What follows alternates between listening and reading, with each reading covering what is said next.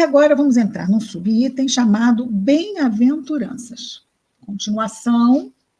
Então, temos esse primeiro momento em que, de uma certa forma, primeiro, então, ele curava, certo? Chegou todo mundo lá, mal, doente, muito doente, para lá de doente, do corpo, do espírito. Então, primeiro, alguém que está mal, sofrendo, tem condição de ouvir alguma coisa? Não, claro que não. Estou sentindo dor, estou me sentindo mal, não sei se vou ser curado ou não. Ouvi a última coisa que eu estou propensa a fazer. Curou todo mundo. Imagina como está todo mundo aliviado, feliz. Esse é o momento, não é? Até porque, nesse momento, ele tem também o quê? Uma enorme autoridade moral. Ele curou todo mundo, está todo mundo assim. Este homem tem poder. Este homem é enviado de Deus até nós. E aí nós já ouvimos de outra forma. Este homem nos curou e está nos falando a palavra de Deus, quero ouvir, não é? Vejamos o quanto Jesus nos conhece. O quanto Jesus nos conhece. Versículo 20, diz Lucas. E levantando os olhos para os seus discípulos, dizia: Bem-aventurados os pobres, porque vosso é o reino de Deus.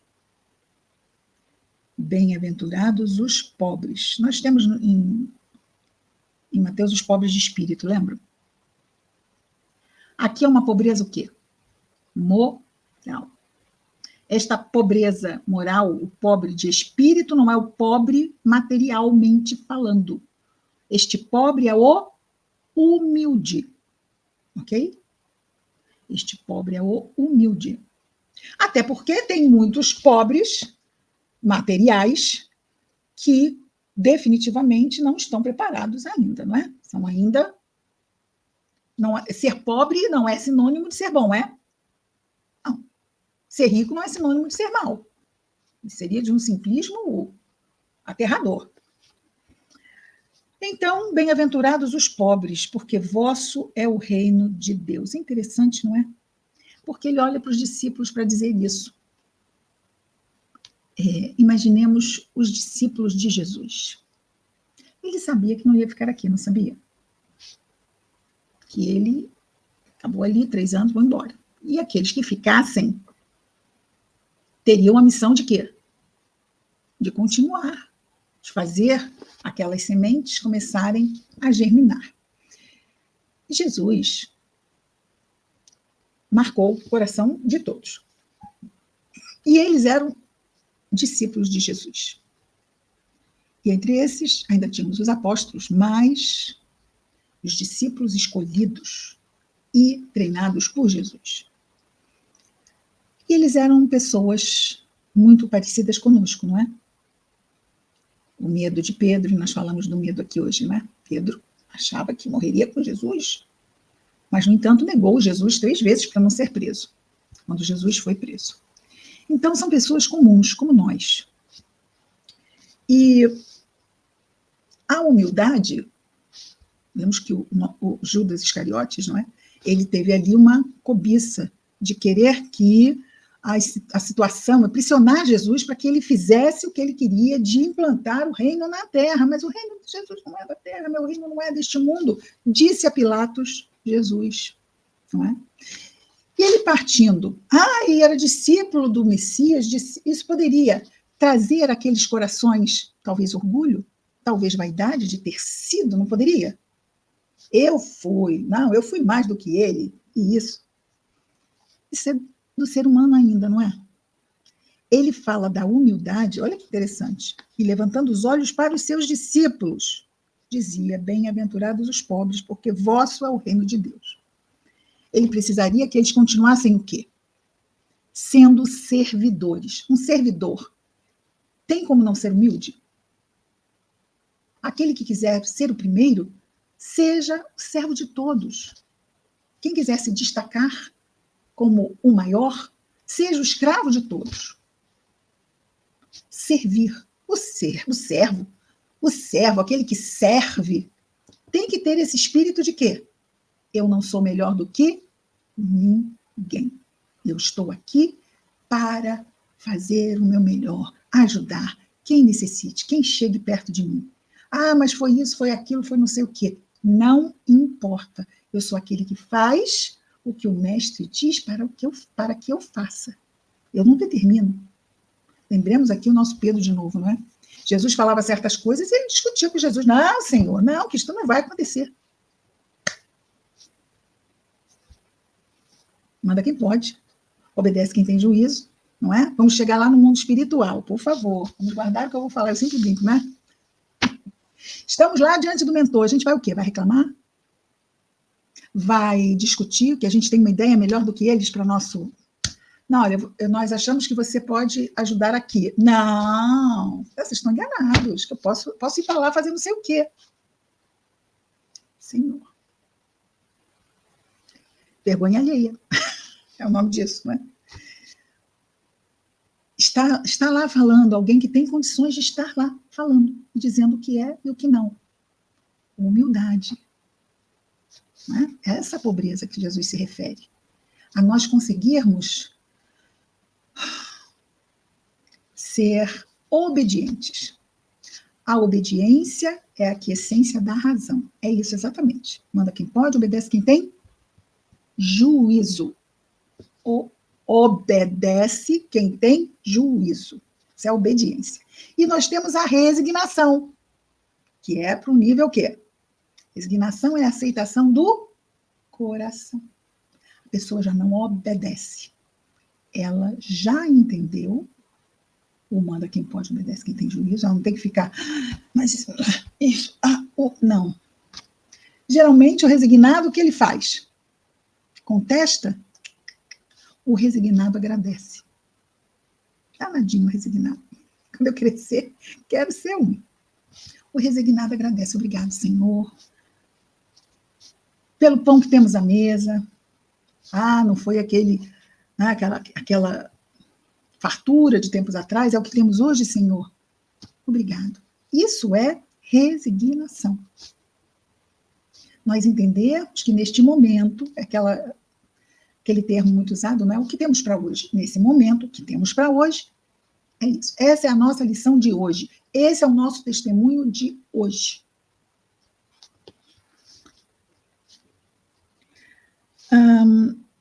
E ele continua trazendo outra bem-aventurança. Primeiro, ele não põe... Olha, este não está no futuro. Bem-aventurados os pobres, ok, não vou falar de espírito, porque vosso é o reino de Deus.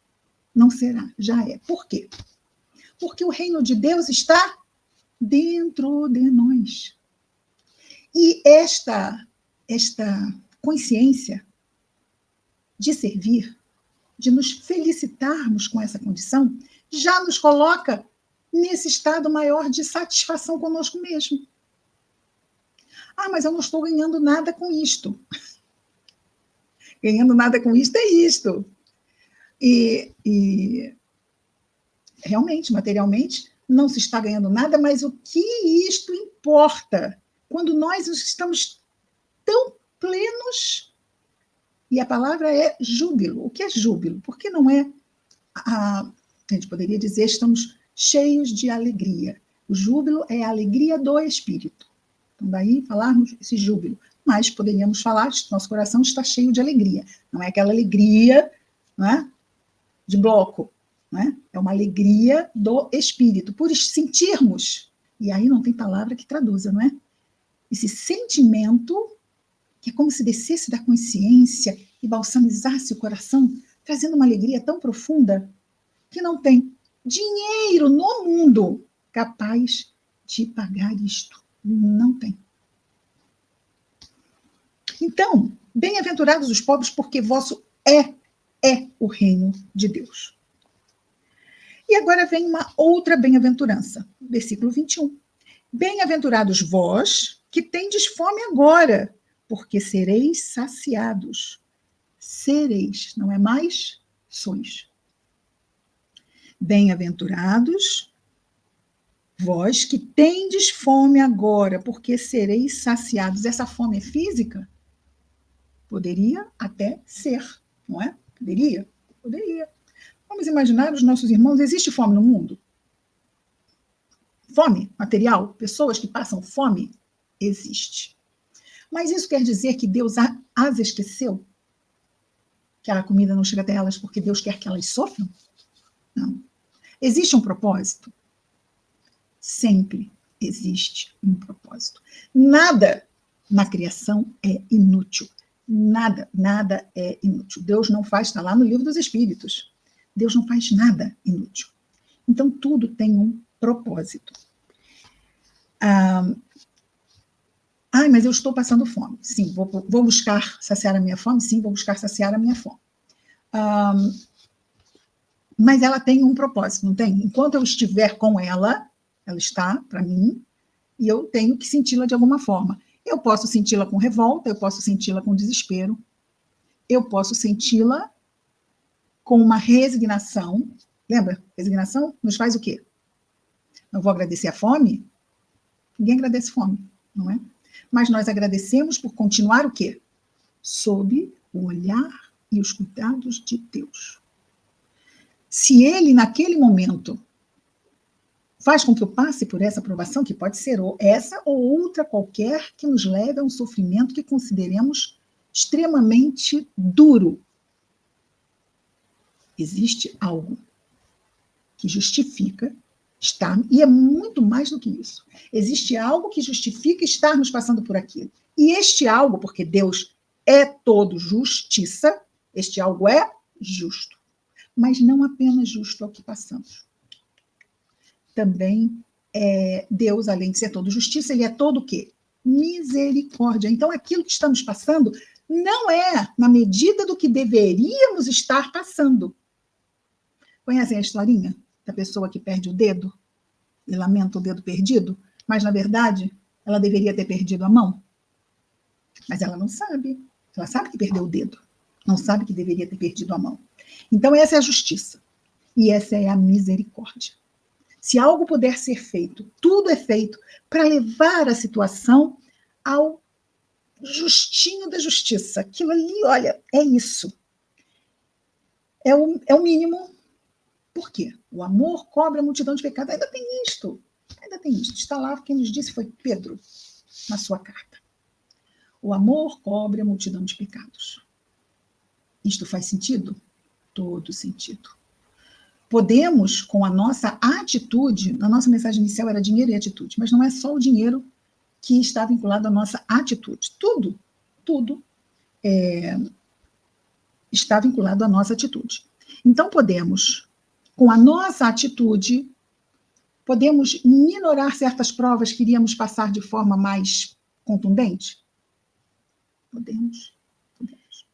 Bem-aventurados os que têm de fome agora. Veja, ele é extremamente... E é assim, não é? Nós temos fases e fases para isso, para aquilo, e é agora. Ou seja, ele destaca bem essa questão pontual. Fome agora. Por quê? Sereis saciados. E a saciação de uma grande dificuldade da nossa vida é sempre o quê? Paz. A prova passa. Qual é a prova que não passa? Toda prova passa. E quando ela passa, somos saciados pela paz.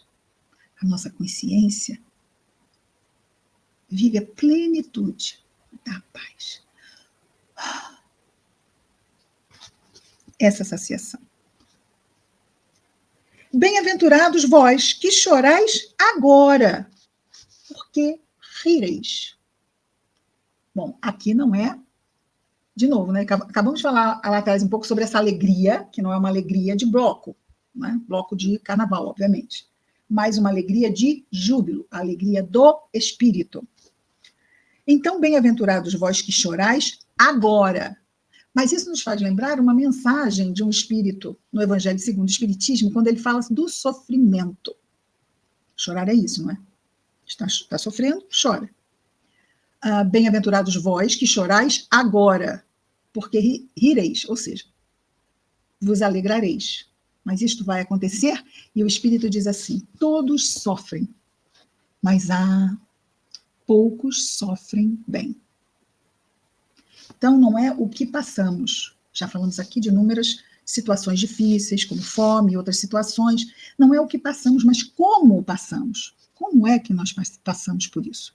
Também vimos aqui na mensagem inicial, quando falou do dinheiro e dos problemas com dinheiro, e como é que nós passamos pelos problemas com o dinheiro. Passamos fortalecidos na fé, juntos a Deus ou afastados de Deus? Afastados de Deus, ele disse, vem como consequência o quê? Enormes sofrimentos morais, aquela angústia terrível. Então, sofrer e depois viver esta alegria, este júbilo, é preciso que aprendamos o quê? A sofrer bem. Okay? E o versículo 22, nós vamos deixar para a semana que vem.